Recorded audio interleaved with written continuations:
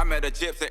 My goal has always been to be world champion in MXGP class, and I got it done. So I feel like I have released a bit of that pressure off my shoulders, and I can enjoy my riding. I can enjoy a bit more just riding on my bike without thinking, oh, I need to be careful to get, you know, the title or whatever. It's done. I just need to focus on having fun. And while I'm here, I'm only 22, so I have so much time. It's crazy.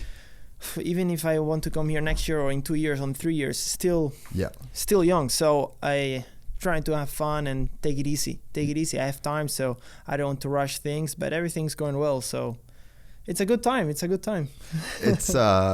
crazy to think that you're the world champion in the MXGP class at 22 years old.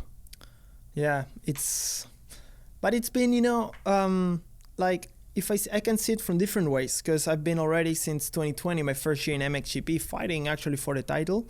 In 2020, I entered the season with a broken femur, so I go into Matali, which was round 1 that year, and I didn't ride at all the 450. I passed from 250 in 2019 to 450 in 2020, and I think I rode 1 week and a half, something like that, before the first GP. So I didn't even test anything. I went straight to the race. What bike did you like? What was the setting that you rode? Because I did Nations the year in 2019 in Assen. So pretty much something that Tony was riding, plus my 250 setup, something in between.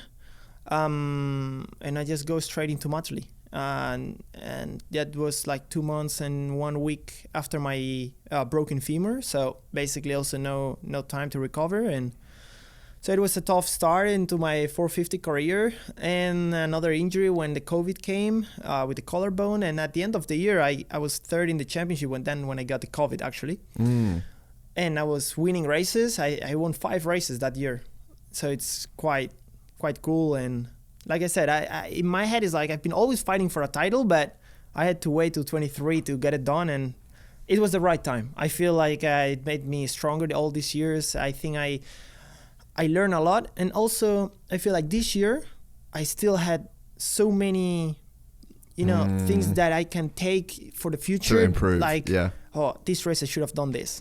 We improved this on the bike. Okay, maybe I can use that in the future. So there are so many things I learned this year by doing different ways, different things. It was just a good year today.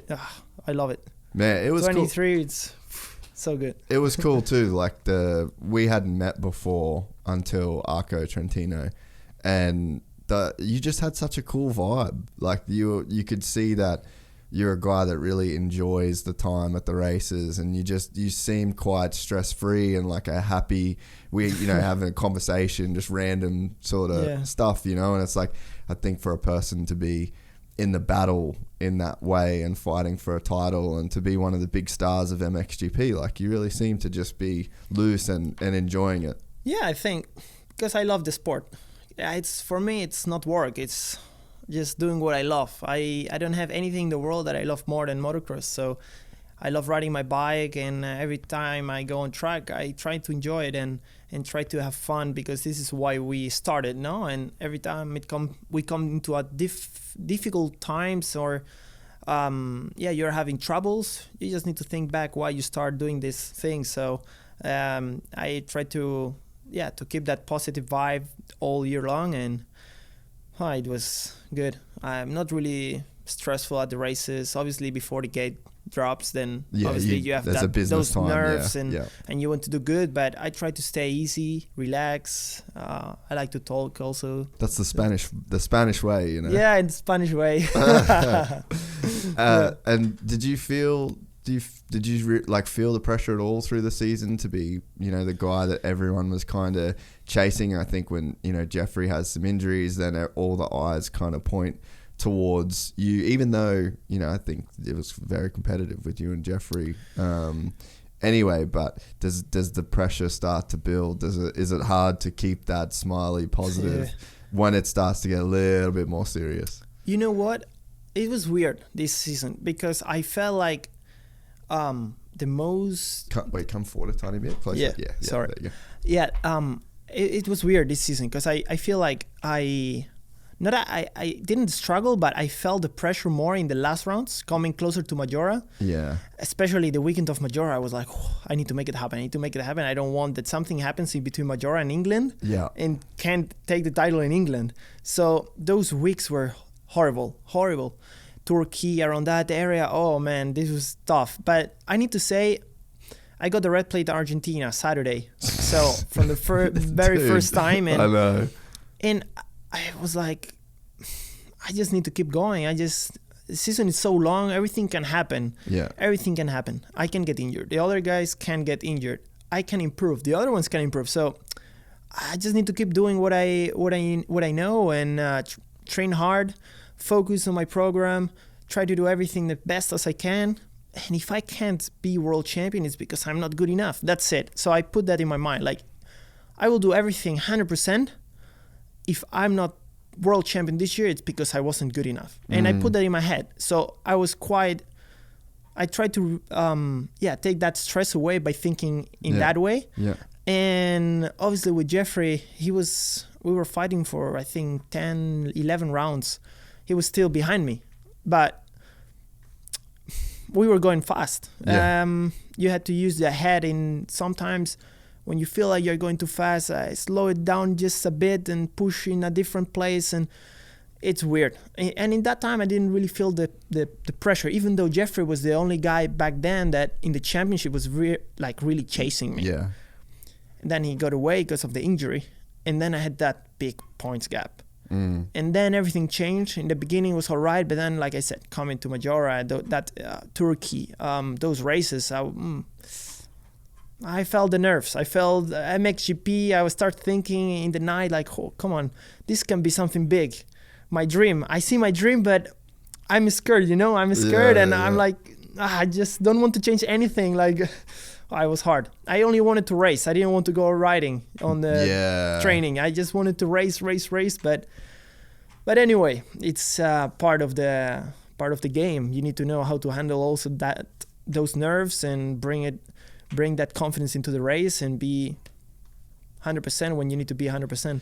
Man, it's cool that you admit that because, I think like a Chase Sexton, like he won the title without it. Like he didn't even have to race the last race with the way that it went with Cooper and Eli. And I'm just like, dude, I ain't even getting on the bike. Like I'm just, I wouldn't be riding through the week. I wouldn't be riding practice. I wouldn't be doing a heat race. I'd just be like, you do the heat race to go straight to the main. That's it. Like just, I don't want to be out there. Like, but I don't think a lot of people would admit that, but for you to sit there and admit like, dude, I was so scared. I was scared. I mean, I can't tell you I was relaxed and I was like, yeah, it's going to be fine. Obviously not. Motocross is such a difficult sport that everything can happen, and I know it. I've been getting injured quite often the last years, and sometimes you don't even know how. Like, even a small crash and then something happens. Come on. It's like, why me? No, I had nerves. I didn't want to crash. I didn't want to go riding I just wanted to stay safe. Yeah. And but anyway, I think I managed quite good in the way of, like, every time I go to the practice track, kind of like every time I go on the bike, I didn't think about it anymore. Yeah. So it was more when I was not riding. It's only off the bike. Yeah, it was weird. It was weird. And I also try to go places where I have other teammates or someone that I can focus on, and I will get you. And then I can have that race like mentality. Yeah. So I'm not like riding and thinking about other things. So I just try to focus as much as possible and train hard because I'm world champion, but I still can improve. So I took it like that. Did the 250 World Championships help you? Yeah.